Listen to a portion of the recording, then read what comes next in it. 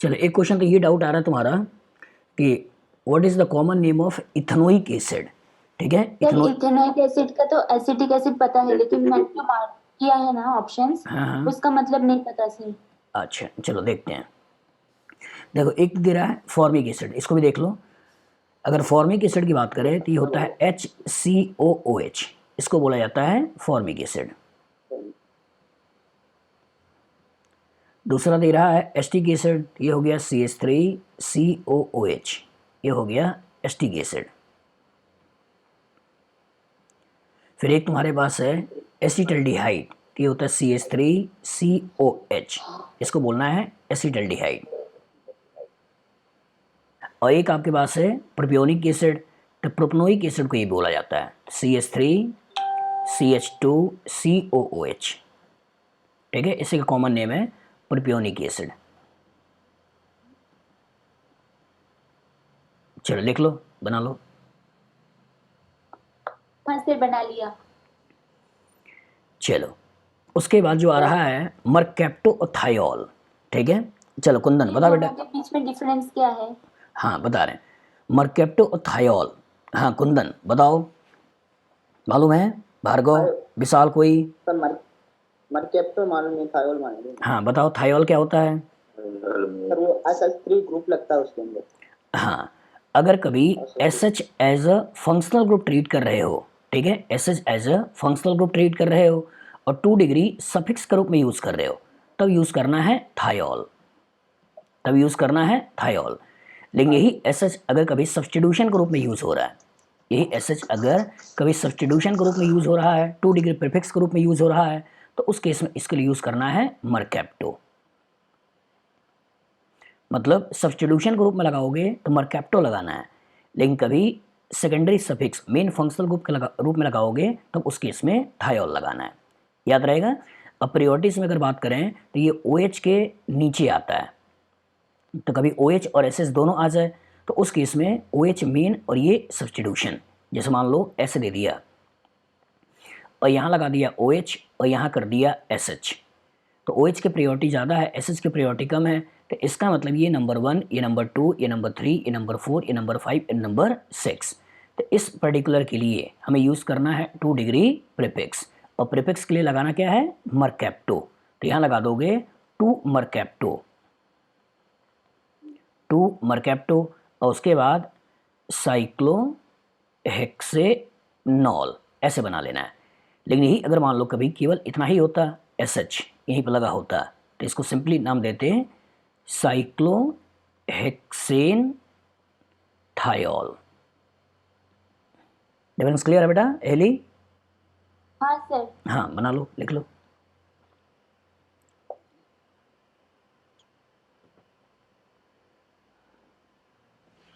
Sir आपने बोला कि ये एसिड जो है वो मतलब OH के बाद आएगा, तो क्या अमीन के पहले आएगा या अमीन के भी बाद आएगा? नहीं नहीं, ये अमीन के पहले आएगा। ठीक है सर। ठीक है, हाँ बना लो। हाँ सर, बना लिया। चलो तुम लोगों ने भी लिख लिया बेटा? भार्गव? Yes sir. हाँ गुड। चलो उसके बाद यहाँ एक नाम आ रहा है ये वाला। अब इसमें अंतर ये दिखाना चाहता है बेटा, ये जो डबल बॉन्ड के एक तरफ अल्काइल ग्रुप है, तो इसका मतलब स्टीरियोकेमिस्ट्री के टर्म्स में आगे पढ़ोगे जब आइसोमरेज पढ़ाएंगे, तो जो दोनों दोनों अल्काइल ग्रुप एक तरफ होता है इसको बोलते हैं सिस, और यहाँ पे दोनों को दोनों अल्काइल ग्रुप अपोजिट है, और जो अपोजिट है तो इसको नाम देते हैं ट्रांस। तो आयोपैक नेम के टर्म्स में तो ये भी आपका 1 2 3 क्लोरो है, और ये भी आपका 1 2 3 क्लोरो है, लेकिन स्टीरियोकेमिस्ट्री के बेसिस पे ये दोनों अलग हैं। एक इसको नाम दोगे सिस और एक इसको नाम दोगे ट्रांस। ठीक है बेटा, वो आगे आएगा। हाँ सर। हाँ, जब आइसोमरेज वाला पार्ट चालू करेंगे तब आएगा। चलो इसमें क्या दिक्कत आ रही थी? मैंने ठीक लिखा है ना? हाँ, ये नंबर 1, ये नंबर 2, ये नंबर 1, ये नंबर 2, ये नंबर 3, ये नंबर 4, ये नंबर 5, ये नंबर 6, तो 1 2 3 मिथाइल, और उसके बाद हेक्स 2 इन 1 ओइक एसिड। ये 1 लिखने की जरूरत नहीं है, आप डायरेक्ट बना सकते हो इन ओइक एसिड। ठीक है, क्योंकि चेन टर्मिनेटिंग हाँ सर। फंक्शनल ग्रुप हमेशा किनारे लगे होते हैं, और जो किनारे लगे होते हैं तो उस पर्टिकुलर पोजीशन को लिखने की जरूरत नहीं है। विशाल बना लोगे बेटा इसका नाम? Yes sir. हाँ, चलो उसके बाद ये आया, अब ये 1, ये 2, इधर सिंगल, इधर मल्टीपल, तो ये 3 और ये 4, तो एक सब्स्टिट्यूशन मिथाइल है, एक सब्स्टिट्यूशन ये इथाइल है।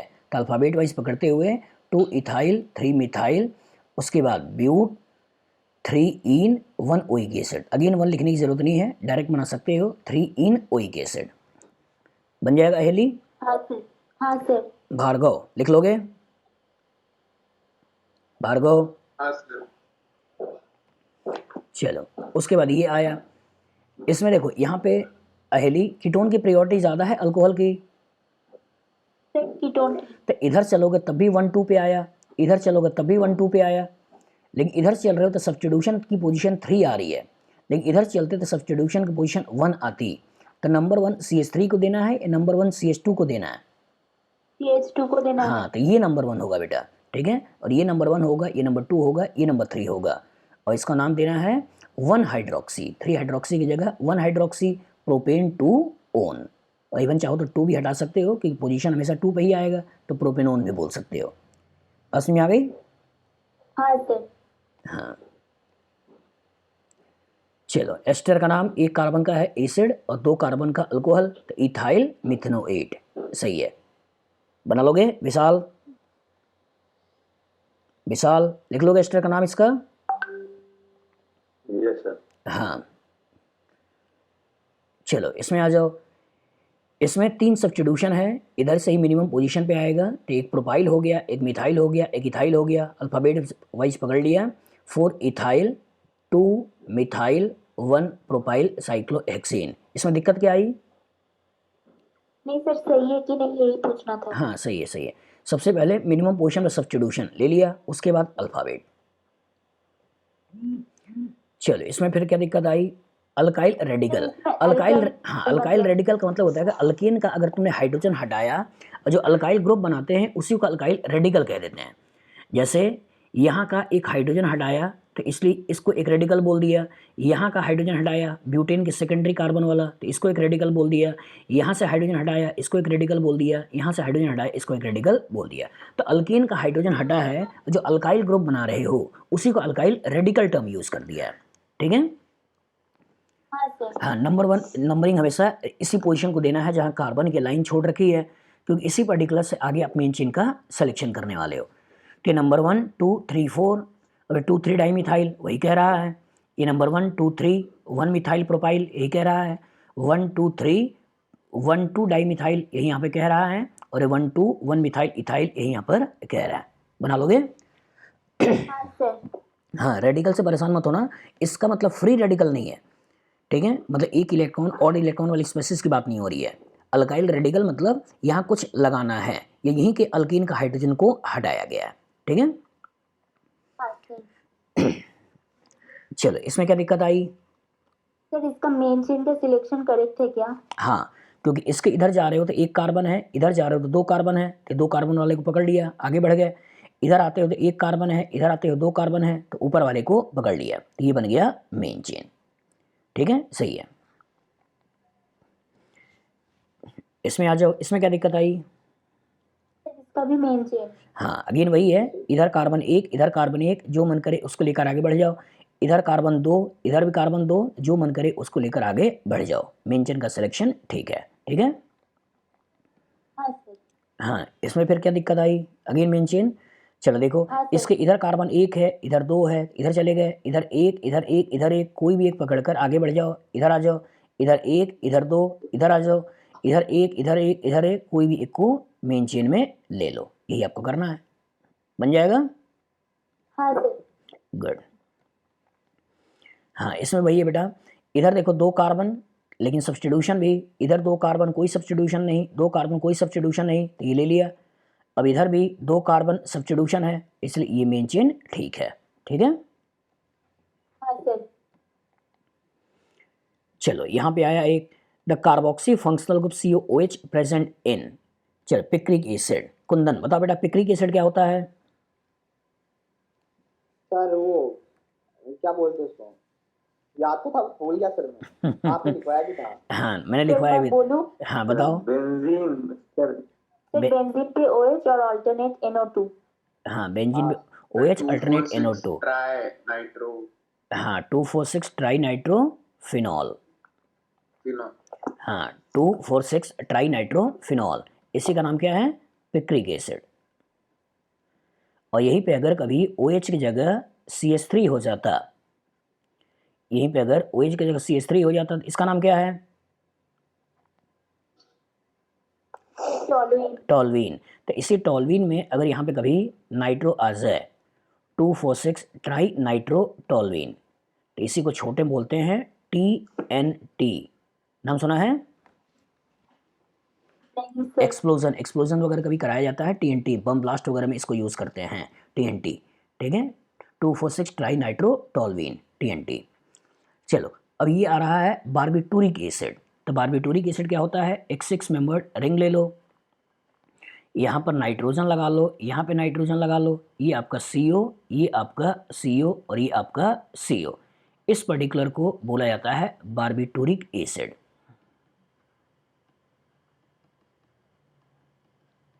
Barbituric acid. Ascorbic acid, vitamin C हमने लिखवाया होगा,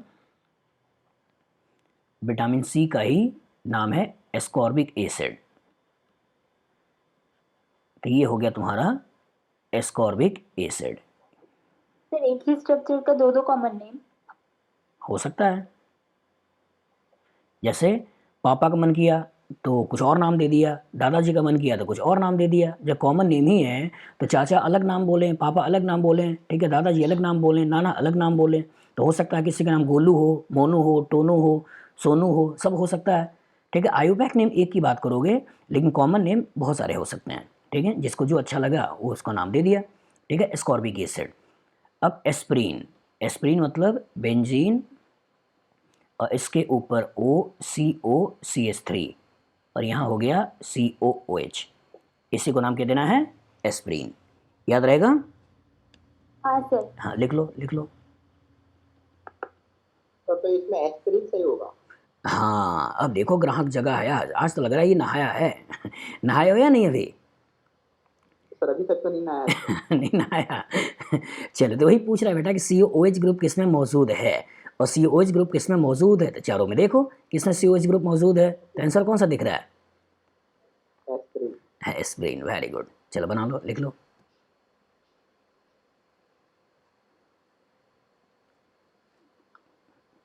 बन गया?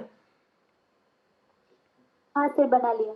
हाँ चलो अब बारबिटूरिक एसिड का स्ट्रक्चर पहले पेपर पे 4 बार लिखो, क्योंकि ये अनकॉमन है, जल्दबाजी में हो सकता है दिमाग में ना आए। सब लोग 4 बार बारबिटूरिक एसिड का स्ट्रक्चर लिखो, क्योंकि ये barbituric acid chemistry in everyday life उससे पकड़ लिया इन्होंने, और उससे पकड़ते हुए क्वेश्चन को दे दिया था। क्या बेटा? पायूरिक एसिड। हाँ वो भी होता है, लेकिन यहाँ पे इन्होंने जो बारबिटूरिक एसिड लिया उसको लेना है।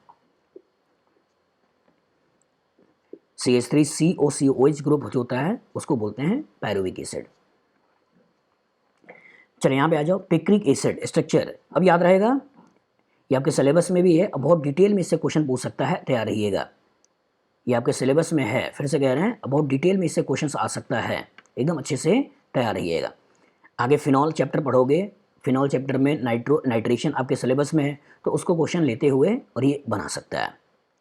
पहली याद रहेगा ये स्ट्रक्चर, हाँ सर। तीनों TNT भी याद रहेगा? हाँ सर रहेगा। पक्का?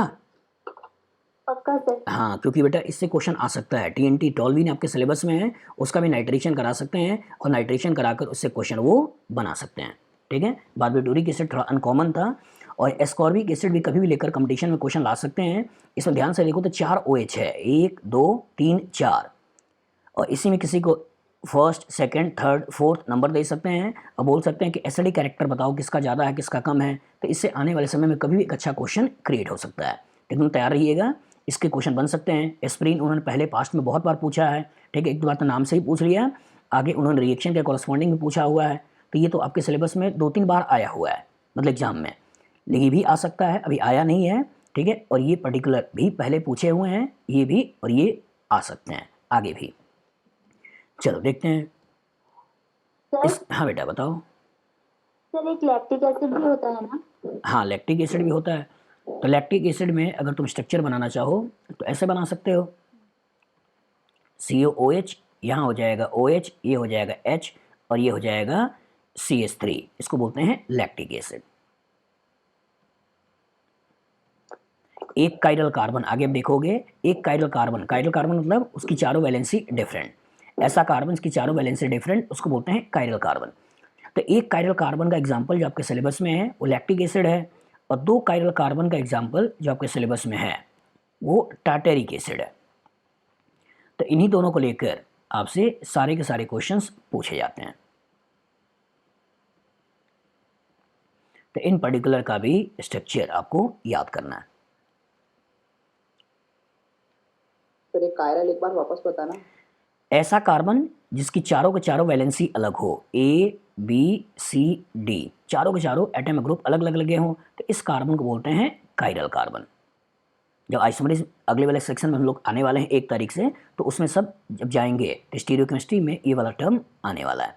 तभी अगर इस कार्बन को देखो तो इसकी चारों के चारों वैलेंसी अलग है, इस कार्बन को देखो तो इसकी चारों के चारों वैलेंसी अलग है, इस कार्बन को देखो तो भी इसकी चारों के चारों वैलेंसी अलग है। तो इसमें 2 कायरल कार्बन की बात आएगी और इसमें 1 कायरल कार्बन की बात आएगी। ठीक है सर। चलो यहाँ पे आ जाओ, पूछ रहा है what is the common name of ethyl ethanoate. Ethyl ethanoate, चलो सोचो बेटा, O8 किस फंक्शनल ग्रुप में लगाया था?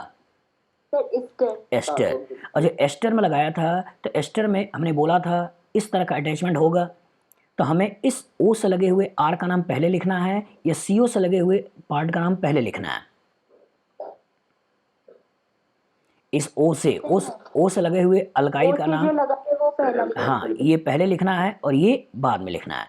तो इसका मतलब कह रहा है इथाइल, तो यही इथाइल इधर होगा, और जब इथाइल इधर होगा तो ये हो गया O, ये हो गया CH2 और ये हो गया CH3 इथाइल। और आगे तुमसे कह रहा है कि ये इथेनोएट मतलब इधर कार्बन 1 और ये कार्बन 2, ये हो गया इथेनोएट। अब सोचो ये जो आया होगा ये आया होगा CH3COOH इस वाले एसिड से और साथ में इस वाले अल्कोहल से, इन्हीं दोनों के रिएक्शन से यही वाटर निकला होगा और वाटर निकलकर कहीं ना कहीं इस एस्टर का फॉर्मेशन किया होगा। ठीक है, तो बताओ ये कौन सी एसिड है? Ethanoic acid. कॉमन नेम में क्या है? Acetic acid.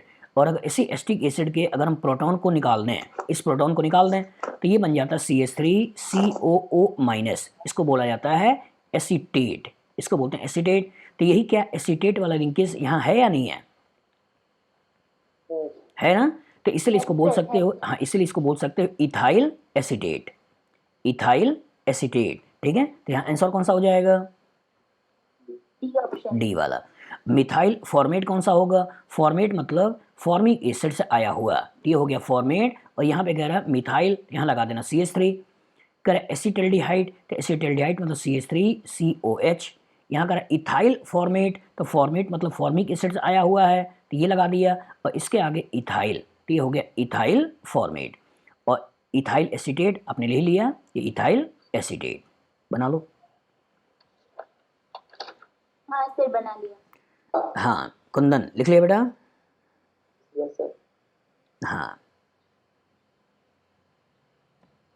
चलो यहाँ पे कह रहा है which of the following is incorrectly match. Incorrectly match एक नाम और आया, ग्लाइकोल का मतलब नहीं पता। हाँ ग्लाइकोल का मतलब यही पर्टिकुलर जो कंपाउंड है बेटा, यही कंपाउंड का कॉमन नेम है ग्लाइकोल। लिख लो, बना लो। अगर कभी CH2OH और CH2OH की बात करते हैं तो ये होता है ग्लाइकोल। और अगर कभी 3 आ जाए OH OH OH, इसको बोलते हैं ग्लिसरॉल। तो 3 OH आ जाए तो ग्लिसरॉल है, और जब 2 OH आ जाए तो ये ग्लाइकोल है। याद रहेगा? हाँ सर ग्लिसरीन जो है वो भी ऐसे ही होता है क्या? हाँ यही है, ग्लिसरॉल को ही ग्लिसरीन बोल देते हैं। चलो ये कितनी देर में याद हो जाएगा? ये कितने देर में याद हो जाएगा? आज की डेट, हाँ आज ही कर लोगे? ठीक है, तो आज की डेट में बेटा, हाँ आज की डेट में ही इसको अच्छी तरीके से याद कर लेना है। ठीक है, और तुमको मैंने जो बुक भेजा है जो PDF मैंने आपको दिया है टूल्स ऑफ ऑर्गेनिक केमिस्ट्री वाला, ये दिया है ना? हाँ सर दिया है। हाँ, तो इसी वाले बुक में जब जाओगे बेटा तो इसमें तुमको दिखेगा भी, इसमें जब पेज नंबर आप 96 में आओगे, ये सब कॉमन नेम की पूरी एक लिस्ट है, ठीक है। इसमें अलग अलग सीक्वेंस में है, पहले अल्कीन वाले पार्ट को देखोगे, अल्कीन वाले पार्ट के बाद फिर एरोमेटिक वाले पार्ट को कुछ देखोगे, फिर अल्कीन्स वाले पार्ट को देखोगे, फिर अल्काइंस वाले पार्ट को देखोगे, फिर हेलोजन कंटेनिंग कंपाउंड्स के दिखेंगे। जो हेलोजन कंटेनिंग कंपाउंड खत्म हो जाएगा, फिर बेंजीन में हेलोजन कभी लगे होंगे उनके बेसिस पे आ जाएगा, फिर ऑक्सीजन कंटेनिंग कंपाउंड के आ जाएंगे। ऑक्सीजन में जब 1 वाले की बात कर लेंगे, फिर उसके बाद 2 वाले की बात कर लेंगे। जैसे यहीं पे आ गया तुम्हारा ये वाला इथाइलिन ग्लाइकॉल या ग्लाइकॉल, फिर 2 वाले की बात कर लेंगे, फिर ये 3 वाले की बात कर लेंगे जिसको अभी मैंने बोला ग्लिसरॉल या ग्लिसरीन, इसकी बात कर लेंगे, फिर एल्डिहाइड्स वाली बात कर लेंगे। और जो एल्डिहाइड्स वाली बात खत्म हो जाएगी, फिर कीटोन वाले में आ जाएंगे, कीटोन के बाद फिर ये एसिड्स वाले में आ जाएंगे, जो कॉमन नेम बार बार यूज़ होते रहते हैं, ठीक है। यही सब कहीं ना कहीं ऑर्गेनिक केमिस्ट्री में बार बार आते रहेंगे। जो एसिड यूज़ हो जाएगा मोनो वाला, फिर हम डाई एसिड में आ जाएंगे, डाई एसिड के बाद फिर यही वाला लैक्टिक एसिड जो तुमने पूछा, टाटेरिक एसिड मैंने जो बताया, ठीक है, ये सब आ जाएंगे। फिर उसका मैलिक एसिड, सिट्रिक एसिड, ये सब आ जाएगा। फिर मेलाइक एसिड, फिमेरिक एसिड, ये तुम्हारा ये कन्फ्यूजन क्रिएट हो रहा है कि जो दोनों एसिड एक तरफ हो जाएं तो उसको नाम कह देते हैं मैलिक एसिड, और जब दोनों एसिड अपोजिट हो जाएं उस केस में नाम कह देते हैं फ्यूमेरिक एसिड। तो आगे सिस ट्रांस आइसोमरिज्म के बेसिस पूछ लिया है कि ये सिस बोलेंगे जब दोनों अल्काइल या दोनों एसिड एक तरफ हो, और ट्रांस बोलेंगे जब दोनों एसिड अपोजिट हो, ठीक है। तो मैलिक एसिड, फ्यूमेरिक एसिड ये याद होना चाहिए, ठीक है। Benzoic acid, salicylic acid, aspirin, methyl salicylate, salol, picric acid अभी जो आ गया, ठीक है। तो ये जब एसिड खत्म हो जाएगा, फिर उसके बाद हम कहीं ना कहीं एस्टर में आएंगे। तो वही मिथाइल फॉर्मेट वाली बात आ गई, इथाइल फॉर्मेट वाली बात आ गई, इथाइल एसीटेट वाली बात आ गई जो अभी तुमने देख लिया, ठीक है। फिर एसिड हैलाइड में आ जाएंगे, और जो एसिड हैलाइड में आ जाओगे उसके बाद फिर एनहाइड्राइड में, फिर अमाइड में, ठीक, उसके बाद अमाइड के बाद अमीन्स में, फिर सल्फोनिक एसिड में, फिर नाइट्राइल आइसोनाइट्राइल्स में, ठीक है। फिर उसके बाद साइक्लिक ईथर्स वगैरह में आ जाएंगे, फिर एरोमेटिक के और जो बीच बीच में आते रहते हैं, जैसे तुम्हारा ये हो गया स्टाइरीन, जाइलीन, ठीक है, ये तुम्हारे हो जाएंगे। मिसेटिलीन जो आईटी ने आपसे पूछा भी है पहले, फिर 2 OH वाले आ जाएंगे, फिर बेंजीन में, फिर नेफ्थलीन में, ठीक है। उसके बाद कहीं ना कहीं तुम्हारा 2 फंक्शनल ग्रुप मिला के भी जो चीज़ें आती हैं उनको भी लेकर कहीं ना कहीं क्वेश्चन यहाँ पर डाला है, ठीक है। तो ये कुछ हैं, पिनाकोल पिनाकोलोन रीअरेंजमेंट आने वाला है उसमें आएगा, ठीक है, ये भी अच्छे से याद होना चाहिए। फिर ये आ गया तुम्हारा CHCOOH, ये आ गया, ठीक है। बेंजल, बेंजलिक एसिड, ये वाला जब भी मैंने थोड़ी देर पहले बात किया। शुगर, सबसे छोटा शुगर ये वाली हो गई, ठीक है। पायरुविक एसिड जो बात कर रहे थे, यहीं पे एसिड लगा दोगे तो पायरुविक एसिड हो जाएगा, यही वाली बात मैंने अभी थोड़ी देर पहले किया, एक बच्चे ने पूछा था। तो ये बेटा कुछ चीज़ें हैं जो तुमको थोड़ा वक्त देकर याद करना है, और इसमें 222 है शायद, हाँ 222 है, 223 मान लो, इस एक ही चीज़ 2 बार आ गया है, बेंजोइल पहले है। तो 222 कॉमन नेम है, इन 222 कॉमन नेम को थोड़ा थोड़ा वक्त देकर, ठीक है, आप 10-10 को पकड़ो, 5-5 को पकड़ो, लेकिन थोड़ा थोड़ा वक्त देकर धीरे धीरे से याद कर लो, क्योंकि पूरी ऑर्गेनिक केमिस्ट्री में कहीं ना कहीं आएंगे। तो आयुपैक नेम तो मैंने आपको डिटेल में पढ़ाया है, लेकिन कॉमन नेम थोड़ा सा आपको वक्त देना है और वक्त देकर याद करना है, याद हो जाएगा। अहली सर 222 ही याद करने हैं। नहीं, अभी फिलहाल 222 याद करना है, इसके बाद में कुछ और आएंगे, जैसे अमीनो एसिड्स में आएंगे, 20 अमीनो एसिड आएगा, ठीक है, 20 अमीनो एसिड आएगा। अभी तुम्हारा क्वेश्चन अमीनो एसिड का था भी, ठीक है। तो मेरी दूसरी वाली बुक है जो मैकेनिज्म ऑफ ऑर्गेनिक केमिस्ट्री, उस वाले को जब तुमको पढ़ाएंगे, केमिकल रिएक्शन पढ़ाएंगे, उसमें PDF देंगे तो उसमें ये सारी चीज़ें आ जाएंगी। इसका स्क्रीनशॉट तो मैं आपको दे दूंगा, या हो सकता है कि PDF बना के आपको दे दूँ, लेकिन स्ट्रक्चर तो आपको याद करना है। तो 20 आपको अमीनो एसिड का स्ट्रक्चर याद करना है, ठीक है। ये नेचुरली अकरिंग जिसके द्वारा प्रोटीन्स बनती हैं, तो ये 20 अमीनो एसिड, इससे भी IT बार बार क्वेश्चन पूछती है। मतलब अगर पुराने पेपर्स को उठा के देखोगे IT के, तो अमीनो एसिड का क्वेश्चन बार बार दिख जाएगा। 2020 के एडवांस में भी तुमको अमीनो एसिड से क्वेश्चन आए हैं। तो 20 अमीनो एसिड्स आएंगे, इन 20 अमीनो एसिड के स्ट्रक्चर और इनके नाम ये आपको प्रॉपर तरीके से याद करना है। इसी तरह पॉलीमर्स में जाओगे तो पॉलीमर्स में 20 के मोनोमर और 20 के पॉलीमर वो याद करना है, ठीक है। और केमिस्ट्री एवरीडे लाइफ में लगभग 12-15 स्ट्रक्चर्स हैं, उनको याद करने हैं। और कार्बोहाइड्रेट में भी लगभग 12 से 15 स्ट्रक्चर हैं, उनको याद करना है। मतलब नियर अबाउट तुम एवरेज मान सकते हो कि 300 के आसपास तुमको स्ट्रक्चर है जो पूरी ऑर्गेनिक केमिस्ट्री में याद करना है। लेकिन उन 300 में बहुत सारे ऐसे हैं बेटा जो आपको याद हैं, ऐसा नहीं है कि 20 आपको, अच्छा ये 30 आपको, या 300 में बोल रहा हूँ, वो सारे के सारे आपको एकदम नए हैं। उसमें 300 में बहुत सारे ऐसे हैं जो आपने पहले सुने हैं, जैसे मीथेन आपने सुना है, आइसोब्यूटेन सुना है, आइसोपेंटेन सुना है, नियोपेंटेन सुना है, तो बहुत सारे हैं। बेंजीन सुना है, नेफ्थलीन सुना है, एंथ्रासीन सुना है, फिनेंथ्रीन सुना है नहीं सुना है? हाँ सर, सुना हाँ, है। तो बहुत सारे ऐसे हैं जिसका पहले नाम सुना है, लेकिन इसको मैंने एक जगह कंपाइल इसलिए किया कि जिससे कि बच्चे को मालूम रहे कि इतना तो कम से कम हमको आना चाहिए, इतना तो हमको कम से कम आना चाहिए कि कंपटीशन में कभी कभी डायरेक्ट इसको लेकर, इस कॉमन नेम को लेकर क्वेश्चन बना लेता है। तो इतना पार्ट में थोड़ा वक्त दीजिए, वक्त देकर उसको प्रॉपर तरीके से याद करिए। इसका PDF मैं आपको दे दूंगा। इस 20 अमीनो एसिड इनके स्ट्रक्चर भी याद करना है, ठीक है। चलो दूसरे वाले को देख लेते हैं। सर अगर मतलब ये जो स्ट्रक्चर दिया सी ऑप्शन में, वो वाला मैलेक एसिड है, हाँ, मैलाइक एसिड है। दोनों तो सेम ही है, सिर्फ वो मतलब स्टीरियोकेमिस्ट्री का डिफरेंस है बेटा। रेस्ट्रिक्शन इन रोटेशन, जैसे डबल बॉन्ड रेस्ट्रिक्शन हो जाता है, रोटेट नहीं कर पाता है, और रोटेट नहीं कर पाता है तो स्पेस में दोनों एसिड एक तरफ है, दोनों एसिड एक तरफ है, तो इसको बाद में बोलेंगे सिस आइसोमर है। और सिस आइसोमर है, इसके लिए नाम होगा मैलाइक एसिड। और ही स्पेस में अगर ओरिएंटेशन अपोजिट है, दोनों एसिड अपोजिट हैं, तो इसके लिए जो नाम देंगे, इसके लिए नाम देंगे फ्यूमेरिक एसिड, फ्यूमेरिक एसिड। तो स्पेस में केवल ओरिएंटेशन, आयोपैक नेम दोनों का सेम है, आयोपैक नेम दोनों का सेम है, ब्यूटेन ब्यूट-2-ईन 1,4-डाइओइक एसिड दोनों के लिए, लेकिन स्पेस में ओरिएंटेशन में डिफरेंस आएगा। एक तरफ नाम देना है मैलाइक और अपोजिट नाम देना है फ्यूमेरिक। याद रहेगा?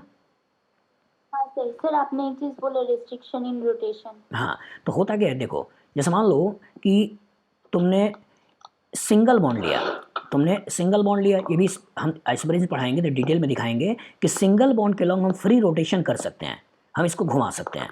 इसको ऐसे सोचो कि मान लो तुमने जो नोटबुक ले रखी है, जिस नोटबुक में लिख रही हो, उस नोटबुक में एक कील में गाड़ दो, एक कील में गाड़ दो, और इस नोटबुक को घुमाने की कोशिश करो, तो क्या घूमेगा या नहीं घूमेगा?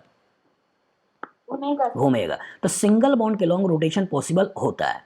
लेकिन कल्पना करो कि इसी नोटबुक में अब तुम 2 कील गाड़ दो, कहीं भी 2 कील, मान लो एक कील यहाँ गाड़ देते हैं, एक कील यहाँ गाड़ देते हैं, अब इसको घुमाने की कोशिश करें, तो क्या अब ये नोटबुक घूमेगा? नहीं। तो इसका मतलब जो ही कहानी के अंदर पाई बॉन्ड आ जाता है तो मॉलिक्यूल का घूमना रुक जाता है। और जो घूमना रुक जाता है इसी को बोलते हैं रेस्ट्रिक्ट कर दिया, रोटेशन को रोक दिया। और रोटेशन को रोक दिया, रोकने के बाद अगर 2 सेम ग्रुप एक तरफ आ जाएं और 2 सेम ग्रुप अपोजिट आ जाएं, तो क्या दोनों को एक ही नाम दोगे या अलग नाम दोगे?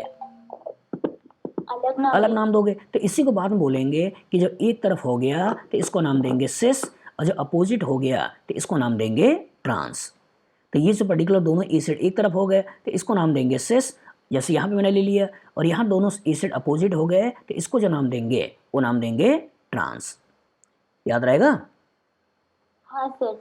हाँ, तो ये मैलाइक एसिड सिस वाला और फ्यूमेरिक एसिड ट्रांस वाला।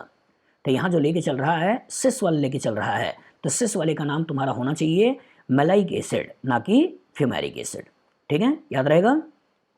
हाँ सर रहेगा। हाँ, एक चीज़ और याद रखना, बड़ा अच्छा चीज़ है, वो बच्चों को बड़ा कंफ्यूज करता है और फ्यूचर में हो सकता है IT इससे क्वेश्चन बना भी ले। चलो अभी इसका कॉमन नेम मैंने क्या लिखवाया? Maleic acid. Maleic acid, maleic acid. और इसी पर्टिकुलर में अगर मैं वाटर को जोड़ दूं, एडालाइज करने के लिए H+ डाला जाता है, वाटर को जोड़ दो, तो जो वाटर को जोड़ दूंगा तो इसी particular carbon carbon double bond पे वाटर जुड़ जाएगा। मान लेते हैं यहाँ जोड़ दिया H और यहाँ जोड़ दिया OH, यहाँ जोड़ दिया H और यहाँ जोड़ दिया OH, और जब OH यहाँ जोड़ दिया तो ये बन गया, H लिखने की जरूरत नहीं है, H जुड़ा हुआ है। तो ये जो पर्टिकुलर कंपाउंड है इसका नाम है मैलिक एसिड। इसका नाम क्या है? Malic acid, malic acid. तो सोचो ये है मैलिक एसिड और ये है मैलाइक एसिड, तो केवल EI और केवल I का अंतर है। मतलब सोचो केवल ये EI लगा दिया तो मैलाइक एसिड ऐसे है, और केवल MALIC लगा दिया तो मैलिक एसिड ऐसे है। तो इसलिए कभी कभी बच्चे मैलिक एसिड इसमें और इसमें कंफ्यूज होते हैं, इसलिए अच्छी तरह ध्यान रखिएगा। इसलिए गलत प्रोनाउंसिएशन के थ्रू इन दोनों का डिफ्रेंशिएट करते हैं। इसके लिए बोलते हैं मैलाइक एसिड, मैलाइक एसिड, और इसके लिए बोलते हैं मैलिक एसिड। याद रहेगा? हाँ, तो इन दोनों डिफरेंस को क्लियर कर लेना बेटा, इससे कभी भी क्वेश्चन कंपटीशन में आ सकता है। 2013 के IT एडवांस में उन्होंने कॉम्प्रहेंशन में इस पर्टिकुलर पर OH लगाकर इधर OH लगाकर उन्होंने आपसे ये टार्टेरिक एसिड तो बनवाया है। टार्टेरिक एसिड तो बनवाया है लेकिन उन्होंने मैलिक एसिड नहीं बनवाया, तो हो सकता है कि कभी उनके दिमाग में चल जाए कि इस मैलाइक एसिड को मैलिक एसिड में कन्वर्ट करने के बारे में पूछ लें। याद रहेगा? हाँ सर रहेगा।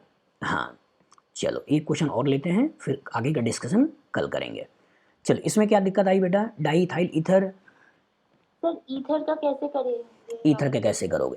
ईथर को हमने तुम सबसे पहले सोचो कि जब हमने सेकेंडरी प्रीफिक्स बताया होगा तो सेकेंडरी प्रीफिक्स में लिखवाया होगा एल्कोक्सी, ओ आर के लिए लिखवाया क्या होगा? एल्कोक्सी। तो ओ आर हमेशा सब्स्टिट्यूशन के रूप में ट्रीट करना है। आज ओ आर हमेशा सब्स्टिट्यूशन के रूप में ट्रीट करना है। जैसे मान लो यही दे दे कि बेंजीन से तुम्हारा OCH3 लगा दिया, तो क्या बोलोगे? Methoxy benzene. हाँ, इसी पर्टिकुलर साइक्लोहेक्सेन में मान लो OCH3 लगा दिया, तो क्या बोलोगे? Methoxy cyclohexane. इसी तरीके से मान लो ये तुमने प्रोपेन ब्यूटेन ले लिया, इस ब्यूटेन में यहाँ OCH3 लगा दिया, तो क्या बोलोगे? 2 मिथॉक्सी ब्यूटेन। बस में आ गए। इसी में अगर मान लो दो सब्स्टिट्यूशन आ जाए, एक OCH3 भी आ जाए और एक मान लेते हैं Cl भी आ जाए, तो ये क्लोरो है, ये मिथॉक्सी है, इधर से नंबरिंग कर दो, तो 2 क्लोरो 3 मिथॉक्सी ब्यूटेन, ऐसे बना दोगे। बस में आ गए। और अगर इथरी है CH3O और यहाँ CH3, तो एक को ले लेना है सब्स्टिट्यूशन, और कहाँ से आया है? मीथेन से आया है, और जब मीथेन से आया है तो इसको बोल दोगे मिथॉक्सी मीथेन। इसी तरह से मान लो कभी ऐसे हो जाए, कभी ऐसे हो जाए, CH3 CH2O CH2 CH3, तो इसको बोल दोगे इथॉक्सी इथेन, इथॉक्सी इथेन। और कभी कभी ऐसे कर सकता है कि इतने को पकड़ ले और उसके बेसिस में नाम दे दे, इतने को पकड़ ले उसके बेसिस में नाम दे दे, तो इसे कह सकता है डाई इथाइल ईथर, इसको कह सकता है डाई मिथाइल ईथर। कभी दोनों अलग हो जाएं, कभी अलग हो जाएं, CH3O CH2 CH3 ऐसे हो जाएं, तो इसे कह सकता है ethyl methyl ether, ethyl methyl ether. तो ईथर ऐसे भी दे सकते हैं, इथाइल मिथाइल ईथर, ऐसे भी दे सकते हैं डाई मिथाइल ईथर, ऐसे भी दे सकते हैं डाई इथाइल ईथर, ऐसे भी दे सकते हैं इथॉक्सी इथेन या मिथॉक्सी मीथेन, या यहाँ पर मिथॉक्सी इथेन, क्योंकि इधर कार्बन 2 है इधर कार्बन 1 है, तो मिथॉक्सी इथेन। बस में आगे। तो आयोपैक में तुमको देना होगा तो देना है मिथॉक्सी मीथेन या देना है मिथॉक्सी इथेन, लेकिन कॉमन नेम में देना चाहते हो तो डाई मिथाइल ईथर भी बोल सकते हो, डाई इथाइल ईथर भी बोल सकते हो, और इथाइल मिथाइल ईथर भी बोल सकते हो। क्लियर है? हाँ सर ईथर फंक्शनल ग्रुप का प्रायोरिटी क्या होगा? नहीं, ईथर को हमेशा प्रीफिक्स के रूप में लेना है बेटा, इसको कभी सेकेंडरी सफिक्स के रूप में नहीं लेना है, इसलिए प्रायोरिटी ऑर्डर में ईथर को नहीं लेते हैं। ठीक है? हाँ सर ठीक। और बाकी लोग भी क्वेश्चन लगाइए, इधर उधर कहीं से भी कोई क्वेश्चन मिलता है उसको लगाओ। ठीक है? जिस इंस्टीट्यूट में पढ़ते होगे वहाँ से कोई स्टडी मटेरियल हो वहाँ से ले लो, बुक्स आपके पास है, मेरी वाली बुक आपके पास है, उनसे क्वेश्चंस लगाओ, लेकिन क्वेश्चन लगाओ, क्योंकि जब तक क्वेश्चन लगाओगे नहीं तब तक कॉन्फिडेंस लेवल नहीं बढ़ेगा, और कॉन्फिडेंस लेवल बढ़ाने का एक ही तरीका होता है, ज़्यादा से ज़्यादा क्वेश्चन लगाइए। ठीक है? तो ऐसी होती है मेरी लाइव क्लासेस। आप प्रॉपर तरीके से ऑर्गेनिक केमिस्ट्री सीखेंगे, एक एक बच्चे के ऊपर मेरा इंडिविजुअल अटेंशन होता है, और मेरी कोशिश होती है कि हर बच्चे को प्रॉपर तरीके से ऑर्गेनिक का नॉलेज दिया जाए, जिससे जो कंपटीशन की तैयारी कर रहा है पूरी तरीके से वो जस्टिफाई हो और वो अच्छे से अच्छे तरीके से ऑर्गेनिक को सीखे। तो आप अगर ऑर्गेनिक केमिस्ट्री क्लास को ज्वाइन करना चाहते हैं तो जो व्हाट्सएप नंबर है इस नंबर पर कॉन्टैक्ट करें और क्लासेस को आज से ही ज्वाइन करें।